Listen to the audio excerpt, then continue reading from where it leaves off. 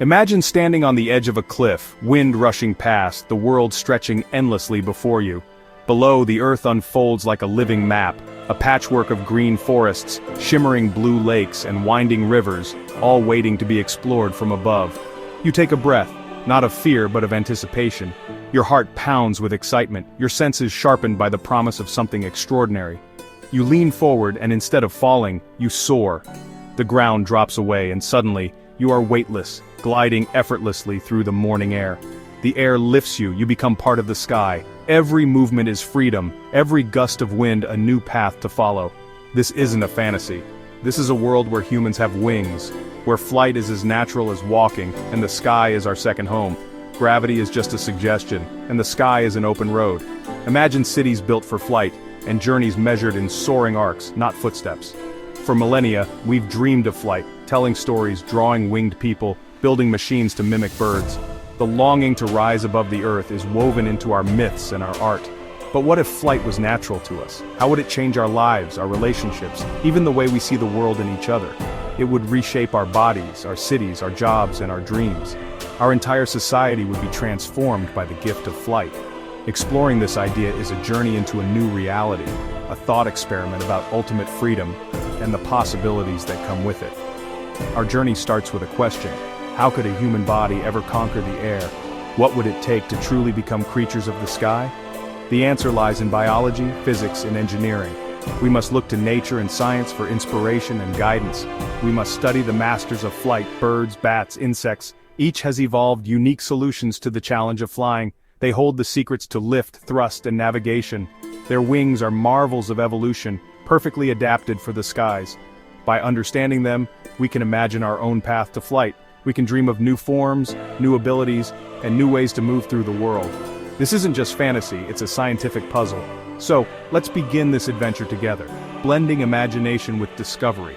We'll look at the science of flight, the changes our bodies would need, and the society that could emerge if we all had wings.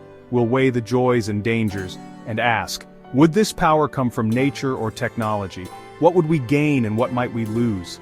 This is more than a story about wings. It's about human potential and the future we might build.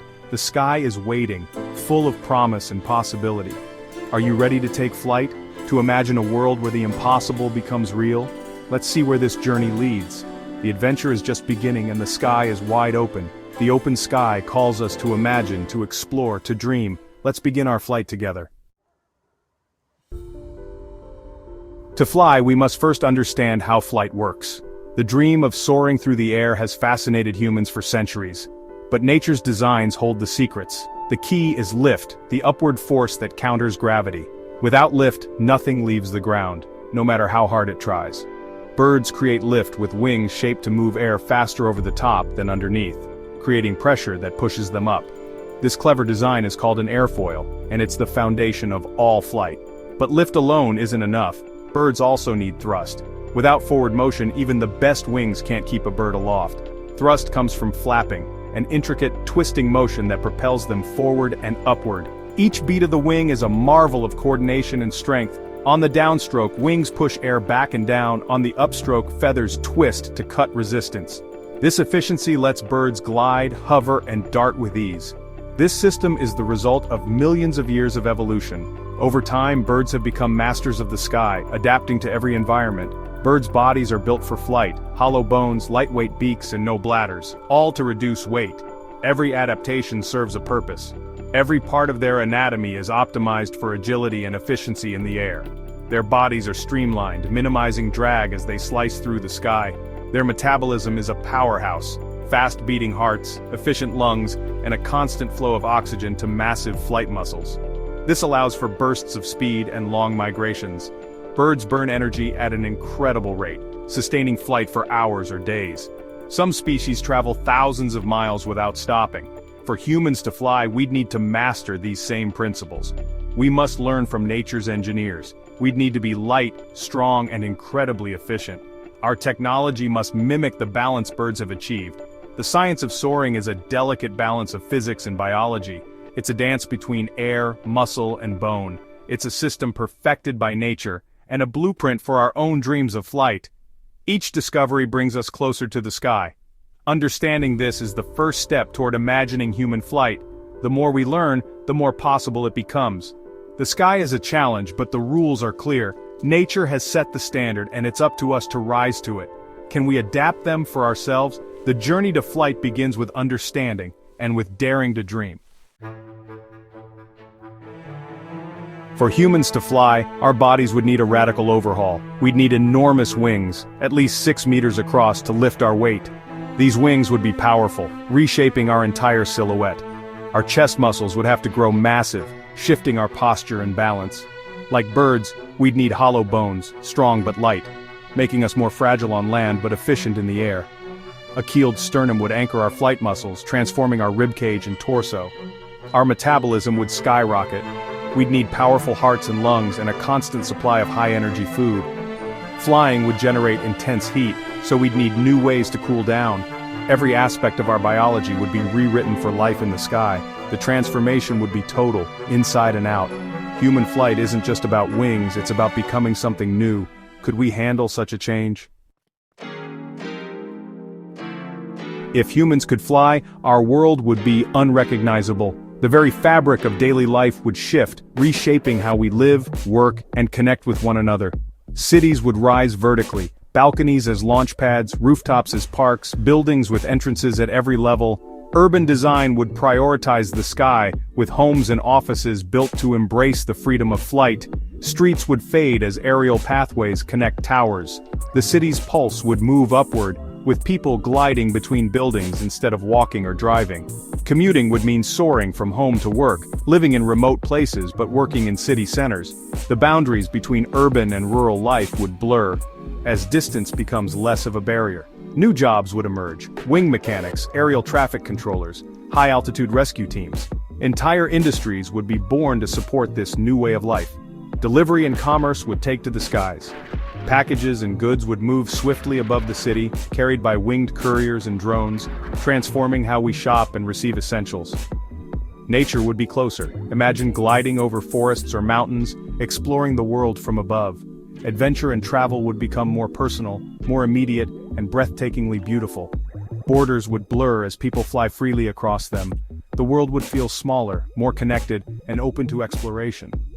But the sky would need rules: invisible highways, speed limits, and regulations for weather and night flying. Safety and order would be essential in this new dimension. Air law would evolve to handle accidents, privacy, and property from above.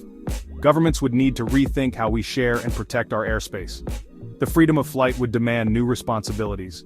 Training, cooperation, and community support would be vital to keep everyone safe. Our relationship with the world and each other would change forever. Communities would form in the sky, and bonds would be forged through shared journeys above the earth. The sky would become our new frontier, a place of endless possibility and wonder. Are we ready for a world built for flight? The answer may shape the future of humanity itself. The greatest gift of flight would be freedom.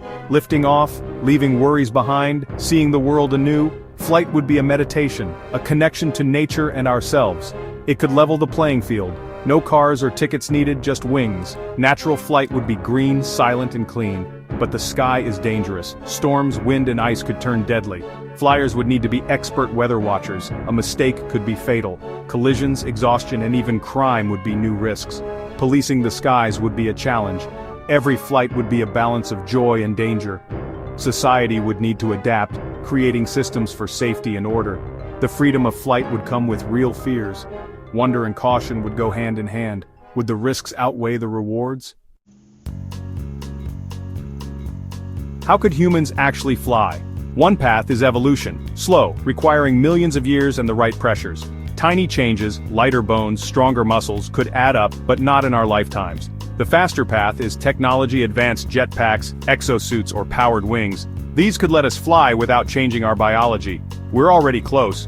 Machines may give us wings before nature ever could. There's also genetic engineering editing DNA to grow wings or adapt for flight. This raises huge ethical questions, but it's a possibility. Most likely, technology will come first, machines before mutations. We built planes before we understood birds. We'll build personal flyers before we grow wings. The dream of flight is within reach, just not the way we first imagined. Will we choose nature, technology, or both? The future of flight is ours to shape.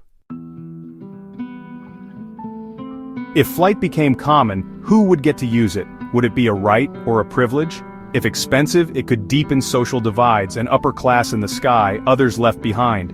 Airspace would need strict control, tracking, surveillance, and new privacy concerns. Every flyer might need a transponder, every journey could be monitored. Laws would have to address aerial accidents, trespassing, and international borders. The freedom of the skies could lead to new forms of control. Ensuring fairness would require global cooperation and transparent rules. The technology is neutral. How we use it matters most. The dream of flight is about connection, not division. Making it real would test our values and wisdom. We've imagined a world where humans can fly, bodies transformed, cities reaching skyward, new freedoms and fears. The dream of flight is ancient, a symbol of our urge to break limits. Achieving it would demand immense change, biological, social, and ethical. It's not a future that just happens, it's one we must build with care. Is human flight a fantasy or a glimpse of what's possible? Imagination is the seed of progress. Today's dreams, tomorrow's reality. We once dreamed of the moon. Now we dream of the sky. The question remains, light as a feather, are we ready? The sky calls us to imagine, to reach higher. If you could fly for just one day, where would you go?